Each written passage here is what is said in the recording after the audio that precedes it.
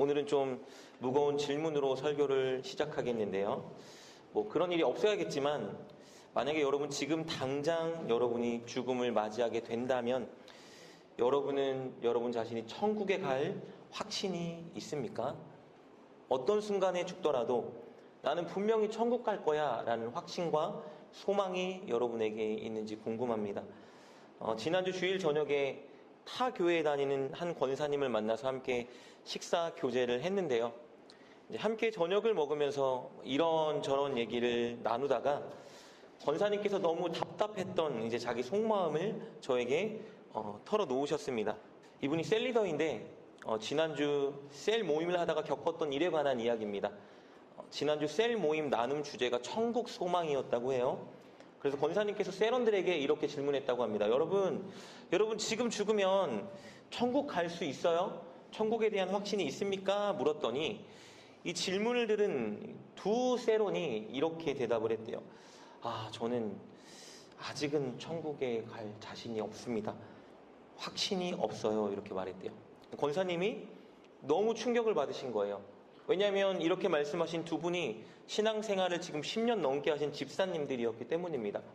교회 다닌 지 10년 넘는 집사님들 입에서 나는 아직 천국에 대한 확신이 없는데 라는 말을 듣고 이 권사님이 너무 안타까운 마음에 앉혀놓고 열변을 토하기 시작한 거예요. 가르치고 설득했다고 합니다. 집사님들, 예수님 믿으면 구원받는 거예요. 지금 10년 넘게 교회 다니면서 집사로 직분을 감당했는데 천국에 대한 확신이 없는 게 말이 됩니까?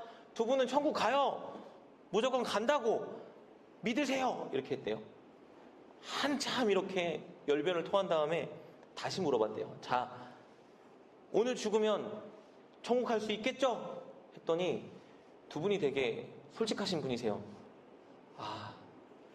못 갈 것 같은데 이랬대요. 너무 열이 오르셔서 다시 앉혀놓고 이 말을 계속한 거예요. 집사님 제 말을 똑똑히 들어보세요. 왜 못 간다고 생각하세요? 확신을 가지면 되는 거라고요. 이렇게 했대요. 여러분은 오늘 죽으면 천국에 갈 것이라 분명히 확신하고 계신가요? 우리가 잘 아는 것처럼 천국은 믿음으로 가죠. 돈으로도 못 가고 힘으로도 못 가고 어여뻐도 못 가고 맘 착해도 못 가고 믿음이 있으면 천국에 갑니다. 그렇다면 지난주에 제가 만났던 이 권사님의 두 세런들은 왜 천국에 대한 확신이 없었을까요? 믿음이 없었기 때문이에요. 온전한 믿음이 없으니까 구원에 대한 확신이 없었던 것이죠. 당신 10년 신앙생활 했으니까 교회에서 집사니까 천국 가는 거라고요. 믿어요. 이렇게 말한다고 천국에 대한 확신이 생기는 게 아닙니다. 나에게 온전한 믿음이 있으면 누가 뭐라고 해도 천국에 대한 확신이 생기는 거예요. 반대로 내 안에 온전한 믿음이 없으면 누가 설득하고 가르쳐도 지식으로는 그렇게 생각하겠지만 천국에 대한 확신은 절대 생기지 않습니다. 그렇다면 우리에게 중요한 것은 온전한 믿음을 갖는 것이겠죠. 여러분에게 온전한 믿음이 있는지 오늘 점검하고 되돌아보는 시간을 가졌으면 좋겠습니다. 오늘 본문에는 온전한 믿음을 소유했던 한 인물이 등장하고 있는데 노아입니다. 오늘 본문 6장 9절 말씀 이렇게 기록되어 있습니다. 이것이 노아의 족본이라. 노아는 의인이요 당대의 완전한 자라. 오늘 성경 본문은 노아를 이렇게 설명합니다. 노아는 의인이고 당대의 완전한 자입니다. 여기서 말하는 의인, 완전한 자라는 표현은 결점이 하나도 없거나 죄가 하나도 없이 하나님처럼 완벽한 자라는 의미는 아니죠.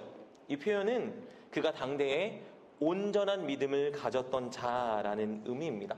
노아는 당시 시대에 하나님을 향한 온전한 믿음을 가지고 있던 자였습니다. 그렇다면 당연히 그는 자신이 어떤 식으로 죽든지 천국에 들어갈 것을 확신했겠죠. 여러분, 그가 의인이요 당대의 완전한 자라는 평가를 뒷받침할 수 있는 근거는 무엇일까요? 그가 온전한 믿음을 가졌고 그래서 천국을 확신했다라는 증거가 무엇이 있을까? 창세기 저자는 바로 이어서 그 근거요 증거를 우리에게 제시해 줍니다. 이렇게 기록되어 있죠. 그는 하나님과 동행하였으며. 의인이요 완전한 자요 온전한 믿음을 소유한 자라는 것을 보여주는 근거는 무엇이냐면요, 천국을 보장받았다라는 근거는 무엇이냐면 내가 하나님과 동행하는 삶을 산다는 겁니다. 나는 예수님을 믿어요라고 스스로 주장하는 것이 나에게 온전한 믿음이 있다는 것을 증명해 주진 않습니다. 찬양하다가 막 감정이 올라와서 눈물을 흘리고 주님 사랑해요 고백하는 것이 나에게 지금 온전한 믿음이 있다는 것을 보장해 주진 않아요. 오늘 이렇게 저와 여러분이 함께 모여서 예배를 드리는 것이 우리가 천국을 보장받았다라는 확신이 될 수 있는 근거는 아닙니다. 온전한 믿음이 있다면 반드시 하나님과 동행하는 삶을 살게 됩니다. 역으로 하나님과 동행하는 삶을 살기 위해 노력하는 사람이 있다면 그 사람은 온전한 믿음을 가지고 있다는 증거입니다. 하나님과 동행하는 사람은 반드시 천국에 대한 확신을 갖게 됩니다. 천국 소망을 반드시 누가 뭐래도 갖고 있어요. 역으로 천국에 대한 확신을 가진 사람은 하나님과 동행하는 삶을 삽니다. 그러니 가장 중요한 것은 날마다 하나님과 동행하는 삶을 살기 위해 애쓰는 것입니다. 내가 하나님을 믿는다는 자의식만으로는 부족합니다. 추상적이고 관념적이고 지식만으로는 부족하죠. 우리가 정령 하나님을 믿는다 고백한다면 우리는 하나님과 날마다 동행하기 위해서 애쓰는 삶을 살아야 하는 것입니다. 여러분, 성경에서 말하는 믿음이라는 것은 그저 하나님과 예수님의 존재를 인정하는 것이 아닙니다. 창세기부터 요한계시록까지 모든 성경이 우리에게 분명하게 말해주고 있는 것은 온전한 믿음이란 무엇이냐, 어떤 자리에서도 어떤 상황에서도 하나님과 동행하는 삶을 살아가고 있는 것이라고 우리에게 말해주고 있습니다. 오늘 본문의 노아는 하나님과 동행하는 삶을 살았다라고 기록되어 있습니다. 하나님과 동행했다. 여러분이 동행하다라는 말을 원어로 살펴보면 함께 걸었다라는 의미입니다. 노아는 하나님과 함께 걸었습니다. 여러분, 상식적으로 생각해 볼까요? 누군가와 함께 걷기 위해서는 무엇을 해야 될까? 첫째, 같은 목적지를 향해서 같은 방향으로 걸어야 합니다. 상식이죠. 그렇지 않으면 절대 같이 걸을 수가 없죠. 둘째, 같은 템포로 걸어야 됩니다. 먼저 쭉 앞서가거나 한참 뒤처져 걷는 것은 함께 걷는 것이 아닙니다. 하나님과 함께 걷는 것도 그렇습니다. 하나님과 함께 걷는다는 것은 하나님과 같은 목적지를 향해서 같은 방향으로 내가 같은 템포로 걷는 것을 의미합니다. 하나님과 같은 목적지를 향한다는 건 무엇을 의미할까요? 하나님의 뜻을 나의 뜻으로 여기는 것이 하나님과 같은 목적지를 향한다는 겁니다. 하나님과 같은 방향으로 걷는다는 것은 무엇을 의미하냐면 하나님 말씀대로 순종하며 살아가는 것을 의미합니다. 하나님과 함께 걷기 위해서 내가 목적지와 방향을 정하고 내가 템포를 정할 수는 없습니다. 내가 원하는 목적을 정해놓고 하나님 이쪽으로 오세요. 이쪽으로 오세요. 이렇게 할 수는 없어요. 팔로우 미 할 수는 없죠. 오히려 하나님과 함께 걷기 위해서는 하나님이 정해주신 목적지를 향해서 하나님이 지시하는 방향으로 제가 가겠습니다 고백하는 거예요. 그래서 하나님께 follow me가 아니라 I will follow you 라고 말하고 하나님이 원하시는 그 길로 걸어가야겠죠. 여러분, 노아 시대의 모든 사람들은 다 자신이 하고 싶은 대로 세상이 요구하는 대로 살아갔습니다. 자기 인생의 목적과 목표를 자신이 정했어요. 그리고 그 목적을 이루기 위해서 자기 방향을 자신이 정했습니다. 혹은 세상 사람들이 열광하고 인정해주는 목표를 내 인생의 목표로 정하고 그것을 추구하기 위해 세상 사람들처럼 따라 살았습니다. 누구도 하나님의 뜻을 자신의 뜻으로 여기지 않고 누구도 하나님의 말씀을 내 인생의 방향으로 취하지 않았습니다. 그래서 오늘 성경 본문을 보니까 그들을 이렇게 표현해주고 있습니다. 6장 5절 말씀 이렇게 기록되어 있죠. 여호와께서 사람의 죄악의 세상에 가득함과 그의 마음으로 생각하는 모든 계획이 항상 악할 뿐임을 보시고, 모든 계획이 하나님의 계획이 아니라 자신들의 계획이었다는 얘기겠죠. 11절 이렇게 기록되어 있습니다. 그때 온 땅이 하나님 앞에 부패하여 포악함이 땅에 가득한지라. 이런 시대 흐름 속에 유일하게 단 한 사람, 노아만이 하나님의 말씀과 하나님의 뜻을 자신의 선택과 행동의 기준으로 두었습니다.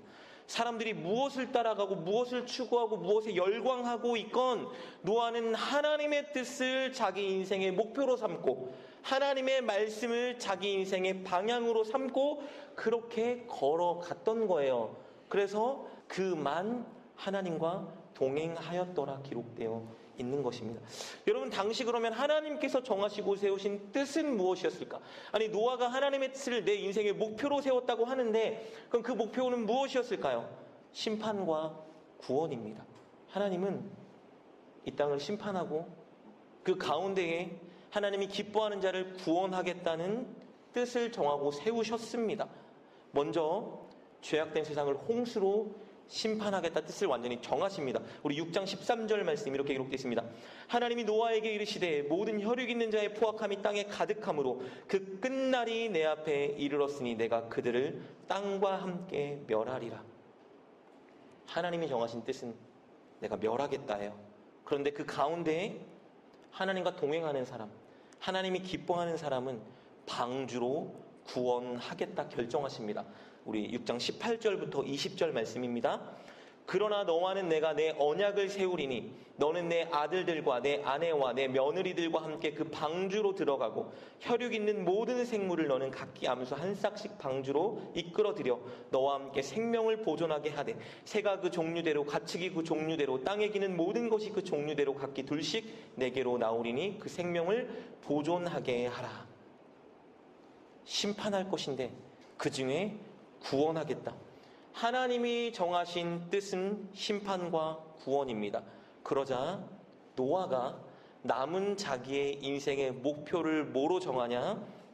하나님의 심판과 구원을 이루는 도구가 되겠습니다. 그걸 자기 인생의 목표로 세웠습니다. 그래서 하나님 말씀하신 대로 방주를 만들고 이 방주에 자녀와 며느리들과 모든 생물 암수 한 쌍씩을 태워서 그들의 생명을 보존하는 것이 앞으로 내 인생의 목표다. 내가 이 땅을 살아가는 이유는 하나님의 그 꿈과 계획을 이루는 도구로 사용받는 것이다 라고 그가 목표를 정한 거예요. 그리고 이 목표를 이루는 방향과 수단이 뭡니까? 하나님 말씀이에요. 하나님 이렇게 말씀하십니다. 우리 14절부터 16절 볼까요? 이렇게 기록되어 있네요. 너는 고페루 나무로 너를 위하여 방주를 만들되 그 안에 칸대를 막고 역청을 그 안팎에 칠하라. 내가 만들 방주는 이러하니 그 길이는 300규빗, 너비는 50규빗, 높이는 30규빗이라. 거기에 창을 내되 위에서부터 한 규빗에 내고 그 문은 옆으로 내고 상중한 3층으로 할지니라. 고페르 나무로 방주를 만들고 그 안과 밖을 역청으로 칠하라고 명령하셨습니다. 당시 길이를 재는 단위 한 규빗을 만약에 45cm로 잡는다면 방주의 길이는 137m, 방주의 너비는 약 23m, 방주의 높이는 약 14m입니다. 이 엄청 큰 방주를 노아가 만드는 것이 자기 인생의 목표가 된 거예요. 어떻게 만들어야 되죠? 하나님이 말씀하신 그 치수에 맞춰서 이 거대한 배를 만들어야 합니다. 노아 마음대로 구하기 쉽고 가벼운 나무를 재료로 해서 방주를 만들면 안 돼요. 하나님, 그래도 순종했잖아요. 이런 나무들로 열심히 만들었습니다 하면 안 됩니다. 하나님이 말씀하신 고페르 나무로만 방주를 만들어야 돼요.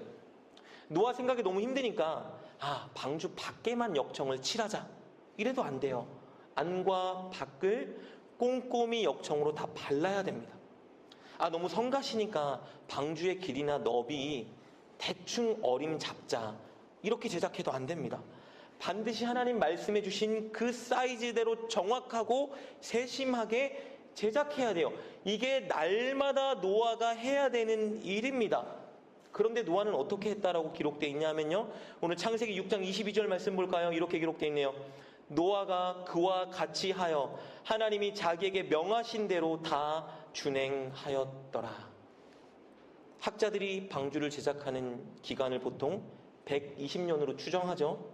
혹은 성경을 그냥 문자적으로만 읽을 경우에 대략 70년에서 80년 기간이 소요될 것으로 추정됩니다. 그러니까 최소 70년에서 최대 120년 기간 동안 노아가 날마다 뭘 했냐면요, 자기 인생을 바쳐서 방주를 만든 거예요. 왜요? 노아 인생의 목표와 목적은 방주를 만드는 게 된 거였기 때문입니다. 그게 하나님의 뜻이었기 때문이에요. 내가 원하는 거, 사람들이 인정해 주는 거, 사람들이 말하는 거, 부모가 이거대라 하는 게 아니라 하나님이 정하신 뜻이 자기 인생의 뜻이 된 거예요. 왜요? 하나님과 동행하니까, 하나님과 함께 걸어가는 인생을 살아야 됐기 때문에 하나님의 뜻이 내 인생의 목표가 된 겁니다. 그래서 120년 동안 방주를 만든 거예요. 여러분, 이 기간 동안 얼마나 많은 사람들이 조롱하고 비방하고 유혹했을지 짐작이 가죠. 홍수는 유례조차 없었습니다. 그런데 홍수 심판이라니요.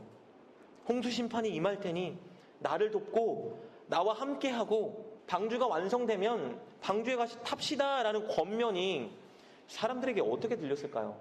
그런 권면은 비웃음과 조롱을 양산할 뿐이었습니다. 얼마나 사람들이 노아를 바보 같다 말하고 업신 여겼겠습니까? 게다가 날마다 땀을 흘리며 힘들게 방주를 만들고 있는 사람들은 뭐하고 살았어요? 세상의 즐거움과 쾌락에 빠져 인생을 즐기고 있었습니다. 이게 유혹이 되지 않았겠어요? 여러분, 마태복음 24장 38절 39절을 보면 예수님께서 노아 시대를 이렇게 묘사하고 있어요.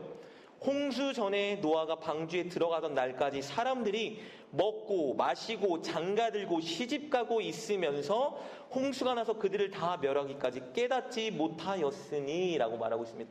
누구도 홍수가 임한다는 명령과 경고를 받아들이지 않았죠. 노아를 다 비방하고 조롱할 뿐이었습니다. 누구도 하나님의 뜻에 관심이 없었어요. 누구도 하나님과 함께 걷고 동행하는 사람은 없었습니다.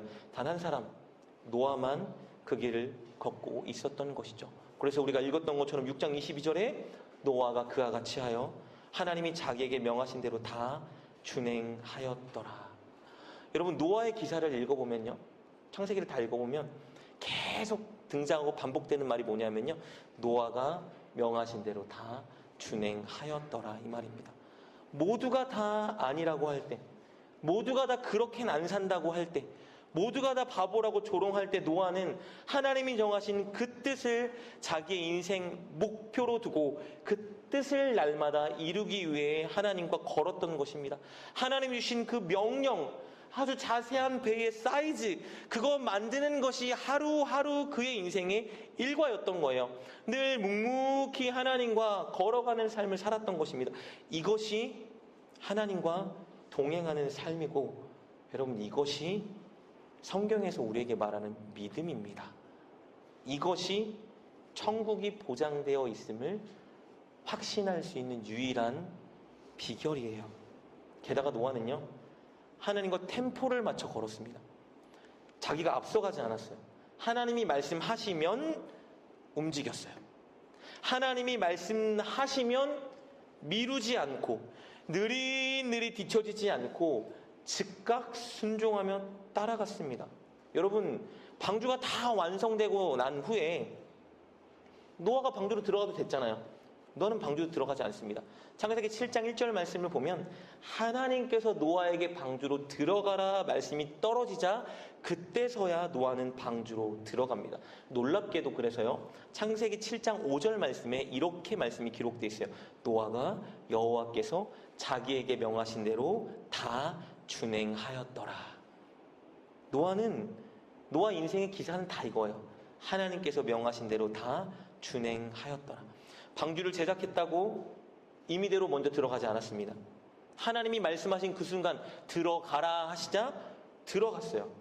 그런데 놀랍게도요, 홍수 심판이 다 끝나고 방주에서 나올 때도 똑같이 그렇게 합니다. 창세기 8장 13절 말씀을 보면 방주 안에 있던 노아, 그리고 하나님이 비를 그치시고 바람을 불어서 막 물을 다 걷어주셨습니다. 그래서 노아가 방주 안에서 방주의 뚜껑을 열고 밖을 한번 내다봤어요. 그랬더니 성경에 뭐라고 기록되어 있냐면 물이 거친 것을 확인했다고 기록되어 있습니다. 여러분, 거의 1년 가까이 방주 안에 있어요. 물이 거쳤습니다. 나가고 싶겠죠? 나가야죠. 노아가 나가질 않아요. 왜 안 나겠죠? 하나님의 말씀을 기다렸어요. 하나님 언제 나갈까요? 하나님보다 앞서가지 않겠습니다. 그래서요, 57일 동안 방주 안에서 기다립니다. 그러다 노아가 방주 뚜껑을 열고 땅의 물이 거친 것을 확인하고 57일 후에 하나님께서 이제 너가 이끌고 방주 밖으로 나가라 라고 말씀하시자 그제서야 지체 없이 방주 밖을 나가는 것을 보게 됩니다. 앞서가지도 않고 뒤처지지도 않고 주님과 늘 같은 템포로 걸어가는 그의 모습을 보게 되는데요. 여러분, 이것이 믿음입니다. 우리가 흔히 착각하는 것 중에 하나는 무엇이냐면요. 그리고 스스로 합리화시키는 생각 중에 하나가 무엇이냐 하면 나는 이렇게는 못 살아. 이런 거죠. 나는 노아처럼은 절대 못 살지. 나는 바울처럼은 절대 못 살지. 나는 베드로처럼은 절대 못 살아. 이들은 특별한 사람이었기 때문에 이렇게 산 거야 라고 말해요. 정말 우리의 큰 착각입니다. 왜냐하면요, 믿음이 있는 사람은 다 이렇게 살아야 됩니다. 이게 믿음이기 때문이에요. 성경에서 우리에게 말해주는 믿음은 바로 이것입니다. 하나님과 템포를 맞춰 동행하는 삶을 살아가는 것이 믿음이에요. 예수님을 믿는 순간 우리는 새 것이 되었습니다. 이미 새 사람이 되었죠. 예수님과 함께 살고 예수님과 함께 걷고 예수님과 함께하는 한 운명 공동체가 되는 것이 그리스도인이 되었다는 거예요. 당신이 믿는다면 당신은 천국에 갑니다. 이 말은 구원의 완성이 아니라 이제 시작이에요. 당신이 믿었다면 이제 당신은 날마다 주님과 동행하는 삶을 반드시 살아가야 합니다. 이것이 우리가 날마다 추구하고 살아가야 되는 삶입니다. 여러분은 어떤 사람입니까? 여러분은 하나님과 혹시 동행한 적이 한 번도 없는 사람은 아닙니까? 하나님의 뜻에 전혀 관심이 없고 하나님 말씀대로 순종하는 삶에 애씀이 없는 사람, 세상의 성공, 세상의 인정, 명예, 즐거움은 늘 추구하지만 하나님이 기뻐하는 그 뜻에는 관심이 없는 사람, 교회를 다니지만 안타깝게도 하나님과 동행하지 않는 사람이 많이 있습니다. 아니면 혹시 여러분은 하나님과 동행했던 추억은 있으나 지금은 동행하기를 멈춘 사람은 아닙니까? 한때는 열심히 기도했고 한때는 열심히 교회를 섬겼지만 지금은 그런 것들 다 멈추고 지난날 추억에만 빠져 사는 그런 성도가 너무 많이 있습니다. 아니면 여러분은 여전히 하나님의 뜻을 여러분 인생의 목표로 삼고 열심히 날마다 하나님의 뜻에 순종하기 위해 애쓰는 하나님과 동행하는 사람입니까? 여러분이 지난날 어떤 사람이었건 여러분, 오늘이 하나님이 우리에게 주신 새날이자 새로운 기회입니다. 오늘 온전한 믿음을 회복하길 원하신다면, 오늘 주님과 동행하는 삶을 살겠노라 결단하신다면, 그래서 주님, 제가 주님과 동행하는 삶을 살 수 있게 도와주십시오 하고 그렇게 살기 위해 하나하나 발걸음을 내디디신다면 하나님은 반드시 저와 여러분을 노아처럼 온전한 믿음을 갖게 하실 것입니다. 여러분, 주님의 뜻을 여러분 인생의 목표로 삼으셔야 합니다. 주님의 뜻이 무엇이죠? 노아의 때와 똑같습니다. 주님의 뜻은 이 땅의 심판과 구원입니다. 이 땅엔 반드시 심판이 있습니다. 그런데 그 가운데에 하나님이 구원하실 사람이 있습니다. 우리의 목표는 무엇이 돼야 되냐 하면요, 믿지 않는 그 사람들이 하나님의 심판이 이르기 전까지 어떻게든 그들을 구원의 방주 예수 그리스도께 돌아오게 만드는 것이 저와 여러분 인생의 목표가 되어야 합니다. 우리의 직업이 무엇이고 우리의 삶의 현장이 어떤 곳이든 상관없습니다. 핑계댈 수 없어요. 믿음이 있다면 우리 삶의 현장에 있는 그 사람들을 주님께 인도하기 위해 애쓰는 것이 저와 여러분 인생의 목표가 되어야 합니다. 전도가 여러분의 목표가 아니었다면 여러분께 권면하고 싶습니다. 여러분 주변에 있는 믿지 않는 사람들을 여러분 천국 가는 그날까지 어떻게든 주님께로 인도하는 삶을 살기 위해 애쓰는 여러분 되시길 주님의 이름으로 축복합니다. 저희 교회에 새로운 청년 한 명이 지난주에 저에게 굉장히 도전을 주는 말을 했어요. 이 친구가 주마다 새로운 친구를 계속 데리고 오고 있어요. 문제는 데리고 온 친구를 좀 자기가 책임져야 되는데 데리고 온 친구를 저에게 전가시키고 자기는 계속 새로운 친구 한 사람을 데리고 오고 있어요. 이 친구가 저한테 그런 말을 해요. 제가 물어봤거든요. 무슨 생각으로 친구를 데려오냐 했더니 자기가 교회를 다니기 시작했는데 자기 연락처에 저장되어 있는 사람 한 사람씩 무조건 한 번이라도 교회를 데려와야 되지 않겠냐라는 생각이 들었대요.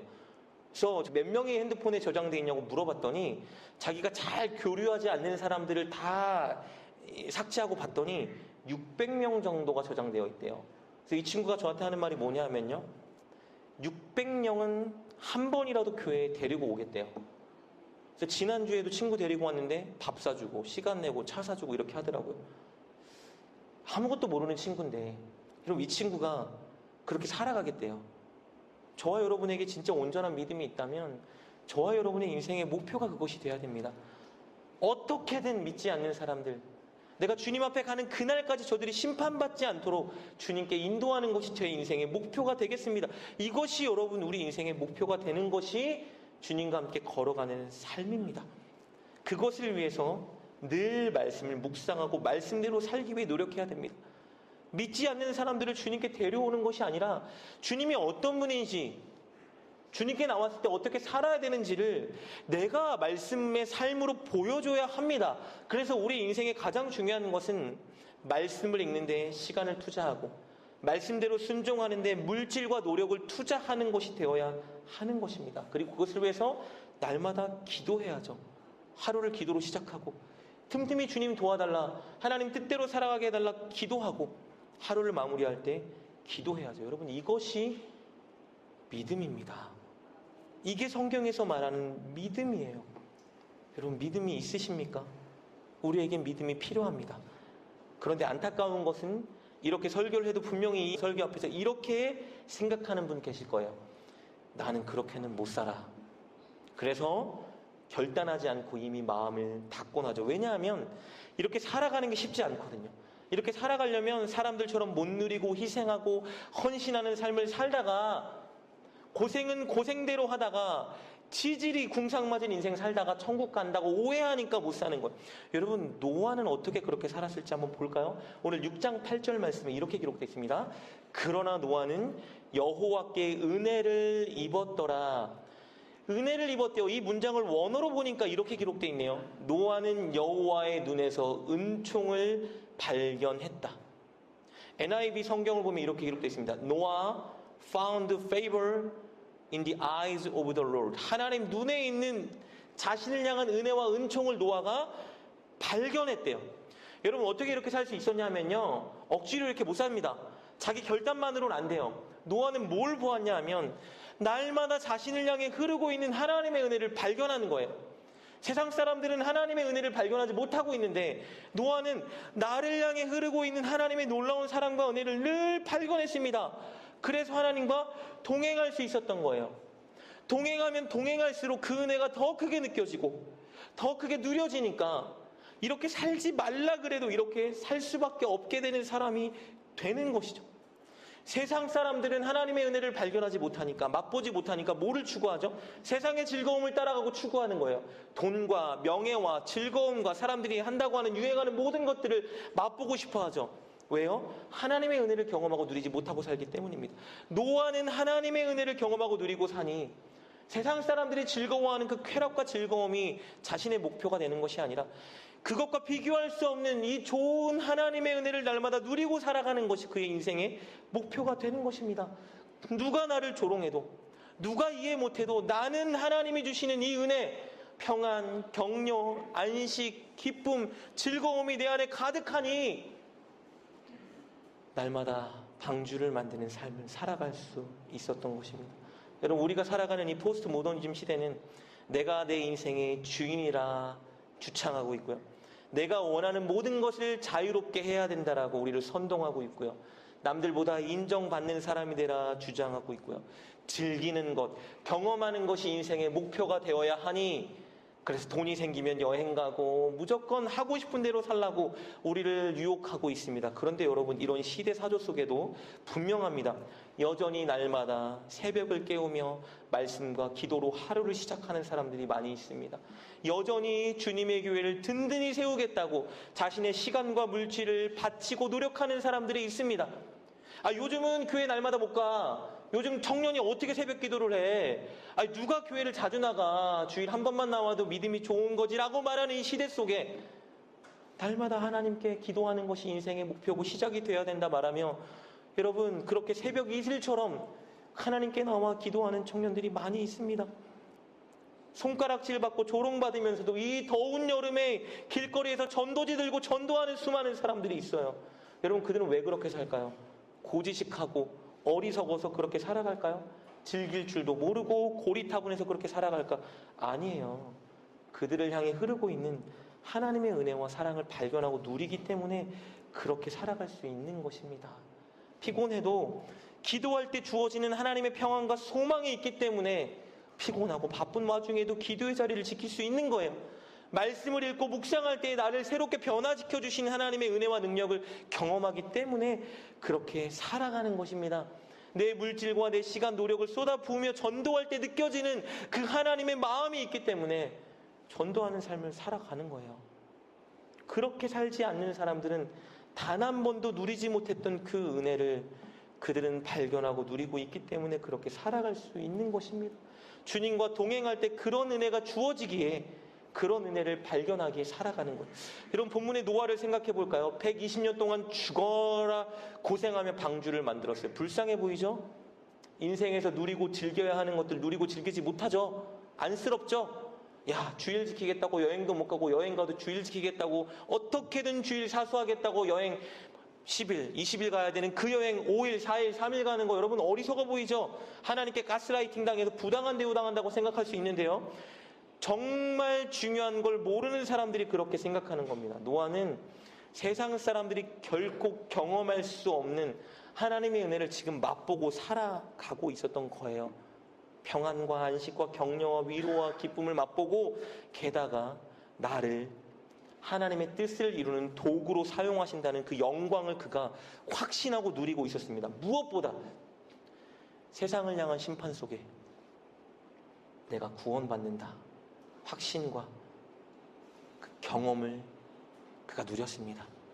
노아뿐만 아니라 나로 인해 내 가족이 하나님께 구원받는 자리에 서게 됐다라는 가장 큰 은혜를 그가 맛보고 누리고 있었던 것입니다. 억지로 순종하는 게 아니라 그 안에 기쁨과 감사와 감격과 즐거움이 있었기에 자원하며 순종할 수 있었던 것입니다. 여러분 이 은혜가 오늘도 동일하게 주님과 동행하겠다 결단하고 노력하는 사람들에게 주어지고 있습니다. 여러분은 그 행복을 느끼고 계신가요?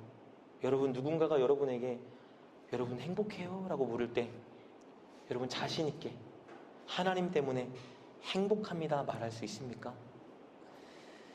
제가 청년일 때 저를 기도해 주셨던 목사님께 전화가 며칠 전에 왔어요. 제 은사지만 이분은 또 저보다 10년 일찍 개척을 하셨기 때문에 개척 선배님이시기도 합니다. 통화하면 저한테 늘 가장 먼저 하시는 말씀이 뭐냐 하면요. 힘들지 이 말이에요. 힘들지 이렇게 늘 물어보세요.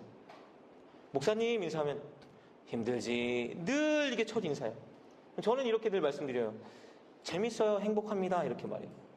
그러니까 그저께는 목사님이 저한테 이런 말씀을 하세요. 내가 주변에 개척한 목사들이 많은데 개척하고 재밌다고 말하는 놈은 네가 처음이다. 저한테 이렇게 말씀하세요. 여러분 저는 개척하고 제가 가장 많이 하는 말을 꼽으라면 행복하다, 감사하답니다. 이건 제 아내가 증인이에요. 그 전에도 행복하고 감사했지만 개척하고 하루도 빠지지 않고 늘 제 입에서 나오는 고백은 뭐냐 하면요. 아 진짜 감사하다. 아 진짜 행복하다. 아 진짜 하나님의 은혜다. 이거예요. 처음 개척하고 아내와 둘이 새벽 예배를 드릴 때 아 이게 맞나 생각을 한 적이 있었는데 하나님이 제 마음에 너무 강하게 내가 이 예배를 너무 기뻐한다 말씀해 주셔서 정말 너무 얼마나 많이 울었는지 모릅니다. 아 이 예배 하나님이 너무 기뻐하시는구나. 다시 또 힘있게 할 수 있고요. 성도 한 명 한 명 오면 얼마나 기쁜지 몰라요. 우리 힘으로 오게 할 수 있는 것도 아닌데 새로운 성도가 한 명 와서 적응하면 또 성도가 약간 믿음이 연약해지는 것 같은데 기도하다가 또 은혜 받는 거 보면 얼마나 감사한지 모릅니다. 제 인생에 우리 가족에게 성도의 교회에 부어주는 은혜를 보면 얼마나 감사하고 행복한지 진짜 몰라요. 아 내가 무엇인데 하나님이 나한테 이렇게 은혜를 많이 주지? 아 내가 하나님께 뭘 했길래 하나님이 우리에게 이렇게 은혜를 부어줄까? 이런 생각이 많이 드니까 너무 기쁜 거예요. 그저께는 제가 사실 지방에서 열린 주일학교 캠프를 다녀왔는데요. 말씀을 전하고 기도를 인도하고 왔습니다. 힘들고 피곤했는데 하나님이 얼마나 많은 은혜를 부어주시는지 피곤하고 힘든 건 다 잊혀졌어요. 아이들이 막 뜨겁게 기도하는 걸 보니까 마음에 막 소망이 생기고 하나님의 막 꿈이 막 일어나는 것 같고 이런 경험을 할 수 있는 게 얼마나 행복한지 집에 새벽 1시 넘어서 도착했는데 아내와 계속 한 말은 뭐냐면 하나님의 은혜다. 진짜 하나님께 우리는 복받았다. 하나님 정말 너무 감사합니다. 이 고백만 계속 되뇌었습니다.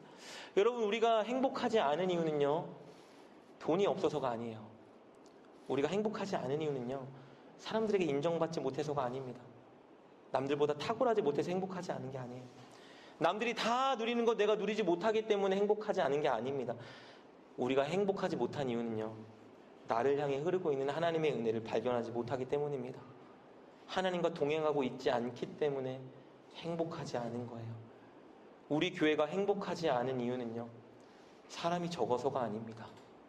교회가 힘이 없고 뜨겁지 않은 이유는 교회가 작고 사람이 없어서가 아니에요. 하나님과 동행하는 사람이 많지 않기 때문입니다. 우리가 우리를 향해 흐르고 있는 하나님의 큰 사랑과 은혜를 발견한다면, 그래서 하나님과 함께 걷기를 시작하면 우리는 늘 행복할 수 있습니다. 왜냐하면 우리가 하나님과 함께 걸을 때 우리와 함께하는 그 크신 하나님의 사랑과 은혜가 느껴지기 때문이고, 천국에 대한 확신한 소망이 생기기 때문입니다. 우리 교회 성도 한 사람 한 사람이, 여러분 한 사람 한 사람이 여러분을 향해 흐르고 있는 하나님의 은혜와 교회를 향해 흐르고 있는 하나님의 은혜를 발견한다면, 그래서 여러분이 하나님과 동행하기 위해 힘쓴다면 교회는 굉장히 행복해지고 능력 있어지고 부흥됩니다. 왜냐하면 우리 교회와 늘 함께 하신 하나님의 임재와 은혜가 느껴지고, 늘 만날 때마다 우리 안에 계신 하나님을 나누고 공감하고 위로받고 소망을 얻기 때문에 교회는 행복할 수밖에 없습니다. 5사람, 10사람만 있어도 그 10사람이 늘 하나님과 동행하고 하나님의 동행하는 은혜를 나누면 그 교회는 행복한 교회예요. 여러분, 3의 법칙이라고 들어보셨는지 모르겠어요. 스탠포드 대학의 필립 짐바로드라는 교수가 이렇게 주장했습니다. 3사람이 모이면 그때부터 집단이라는 개념이 생기고, 3사람이 같은 행동을 하기 시작하면 사람들은 그럴 만한 이유가 있나 보다 생각하게 되고, 3사람이 모여 같은 행동을 하면 그것이 하나의 움직임을 일으킨다라고 주장했어요. 무슨 말이냐? 3의 법칙은 3사람이 함께하면 상황을 바꾸는 구체적인 힘이 나타난다라는 주장인데, 이게 진짜 진리냐 확인하기 위해서 우리나라에서 실험을 했습니다. 여러분, 강남 한복판에 사람들이 너무 많이 지나다니는 횡단보도 중간에 한 사람이 하늘을 보고 이렇게 서 있었습니다. 한 사람이 이렇게 서 있으니까 지나가던 사람들이 신경을 안 써요. 자, 2사람이 횡단보도 중간에서 2사람이 같이 하늘을 보고 이렇게 와 하고 있었습니다. 그러니까 지나가던 사람들이 하늘을 힐끗힐끗 쳐다보는 거예요. 3사람이 같이 같은 방향을 이렇게 하면서 와 하고 있더니 사람들이 다 멈춰서고 하늘을 보기 시작합니다. 이게 바로 3의 법칙이라는 거예요. 교회에서 하나님과 동행하기 위해 노력하는 온전한 믿음을 가진 3사람만 있으면 교회는 행복해지고 변화될 수 있습니다. 저와 여러분이 오늘 이 시간 하나님과 함께 하겠다고 결단한다면 우리 교회는 얼마나 행복해질까요? 얼마나 큰 역사가 일어나겠습니까? 사랑하는 여러분, 온전한 믿음을 회복해야 합니다. 지금부터 주님과 함께 걸어가십시오. 여러분의 인생의 목표를 하나님의 뜻으로 삼으십시오. 사람들을 구원의 길로 인도하는 그것이 여러분 남은 인생의 목표가 되었으면 좋겠습니다. 그리고 그것을 위해 날마다 말씀을 읽고 말씀대로 한 자락이라도 살아가기 위해 애쓰고 노력하시고 날마다 기도로 주님과 교제하십시오. 그럴 때 여러분 지금까지 누리지 못했던 놀라운 행복과 즐거움이 여러분 인생을 지배할 것이고, 그런 여러분 덕분에 우리 교회는 놀랍게 부흥되고 행복한 교회가 될 수 있을 것입니다. 이것이 바로 하나님의 꿈과 계획입니다. 오늘 이 시간 우리 함께 이 하나님의 꿈과 계획을 위해 믿음으로 찬양하고 결단하는 시간을 가졌으면 좋겠습니다.